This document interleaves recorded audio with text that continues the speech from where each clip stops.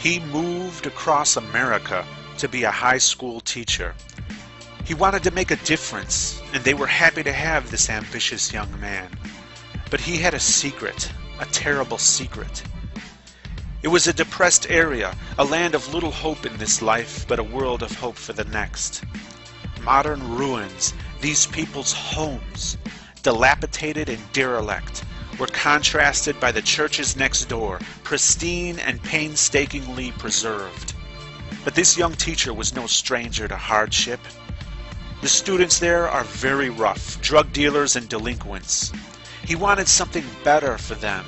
He wanted them to learn, and sacrificed his free time to tutor hopeless cases.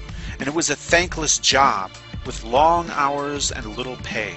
Yet he was making a difference. He was a savior. But suddenly, his world changed. One of his students recognized him on the World Wide Web, on YouTube. This man, this teacher, went online and had the audacity to speak of the possibility that God didn't exist.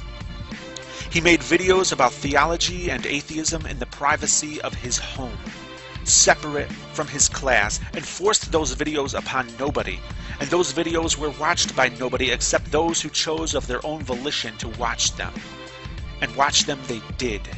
They were good videos filled with logic not easily dismissed by theists. He was always civil and enjoyed the discussions that he evoked. How dare he? News of his presence online spread through his school like a rampant infection. He was ridiculed. They shouted prayers and insulted him. They vandalized his classroom. They drew on the chalkboard, telling him to go back where he came from, surrounding the words with crosses. And they didn't use chalk. They used marker so that it couldn't be erased. And some of the students asked him if it was true, but they couldn't bring themselves to say that damning word, atheist. And on the day before, they greeted him with a nod and a smile, but now they shake their heads and scoff as he says hello. They gawk at him as they would an alien creature in a glass cage. He was threatened with hellfire countless times, and they showed no remorse for his impending suffering. Rather, they were gleeful about it. He would burn for disbelieving, as if he deserved it, as if he could pick and choose his beliefs. This good man was condemned and shunned by convicted drug dealers and assailants, people who he went out of his way to help. People who knew on the previous day that this man was one of the good teachers. And they turned on him without thinking twice. And his fellow teachers confronted him, as students gossiped about him in their classes as well. He was told to get rid of his YouTube channel before the administration had a chance to investigate, or he'd certainly lose his job. All it would take is one angry parent, even a drug dealer's drunken parent, who needs to sober up before being able to comprehend the horror of his precious child having an atheist for a teacher. So, at the risk of becoming homeless, he deleted his channel. In a microsecond, he lost his connection with thousands of friends. In a microsecond, he was cut off and alone in a place that hated him. In a microsecond, excellent, insightful arguments against theism, arguments we could all use, were wiped out. They won. They stopped him, but only for a microsecond. Here and now, we have the power to make his voice louder than they ever feared it could be. The power to make their bigotry backfire in ways they didn't imagine. They, of all people, should have known about martyrdom.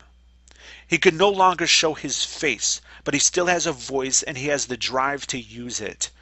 Subscribe to him, learn from him, use his arguments, make this video viral, make his voice loud. He is now called Grappling Ignorance. It seems that those who were once fed to the lions have become the lions.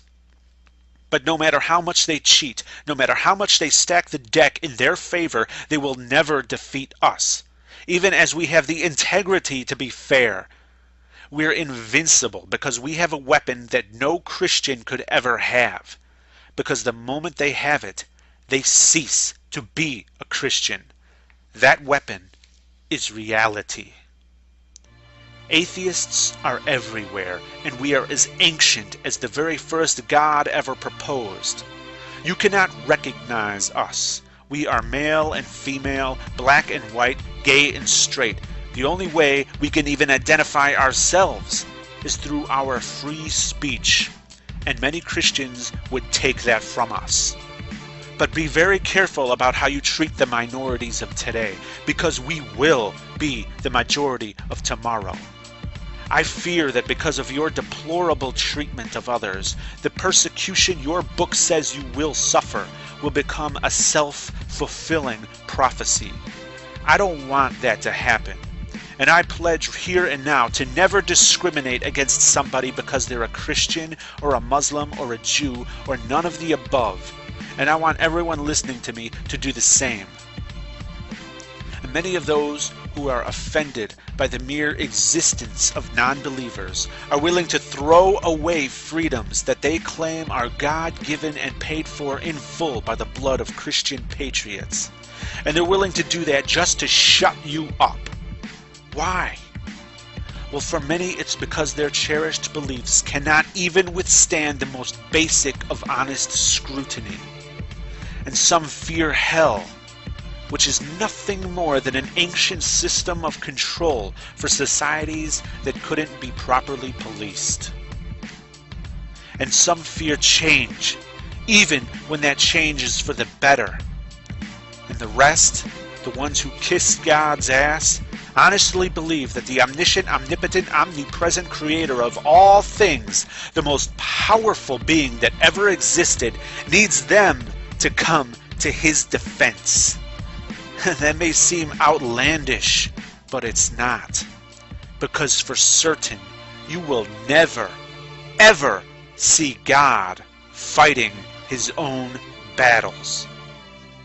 These Christian apologists are full of intolerance and expecting us to swallow it, but I'm not allowing this. First they claim this is a Christian nation, and then proceed to try to merge their little doctrine into biased legislation, like we should give a damn about the God they praise, or their book of contradictions written back in the day. Some mythological, hypocritical bullshit that tends to distort shit, and then you wonder why we all ignore this. You're atheist to each and every other type of God. For all you know, the one you worshiping could be the fraud. Yeah, I know, we taking it out of context. That's what you would say next, like it's so fucking complex. Guess I'm an evil child of Satan, keep on mocking me. Average Americans do not want a theocracy, so keep your mysticism deep inside your mental prisons and let us grown-ups make our own decisions.